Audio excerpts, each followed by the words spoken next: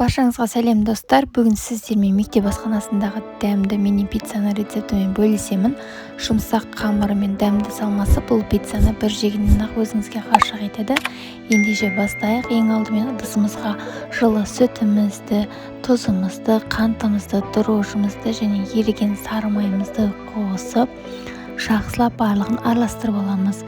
Енді електен өткізілген ұнымызды қосып, қолға жабыспайтындай жұмсақ қамыр илеп аламыз.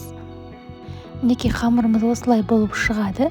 Енді бетін жауып, жылы жерге қамырымыз көтерілгенше қойып аламыз. Тура бір сағаттың ішінде менің қамырым әдемі болып көтерілді. Енді таразымен 60-70 граммның ортасында бірдей етіп домалақтап суалап аламыз. Суалап алған қамырымызды бір-бірлеп алып, алдымен қолымызбен, кейін оқтаумен қатты жұқа емес етіп жайып аламыз да, шеттерін осылай өріп аламыз.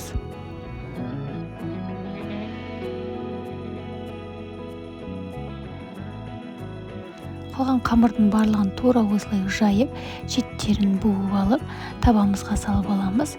Енді бетіне кетчуптан жағып, қалауыңызша салмасын салсаңыздар болады. Алдымен сырымызды, кейін жаңағы тұздалған қиярымызды, шұжығымызды қалауларыңыз бойынша қызанақтан да салсаңыздар болады.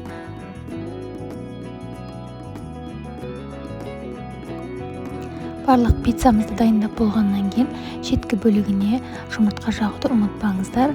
Алдын ала қыздырылған пеште 200 градуста 20-25 минутта пісіріп аламыз.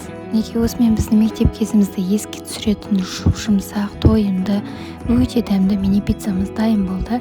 Сізде міндетті түрде жасап көріңіздер. Ұнайды деп сенемін. Ас болсын. Егер рецепт ұнаса, видеома лайк басып, каналыма тіркелуді ұмытпаңыздар. Келесі кездескенше.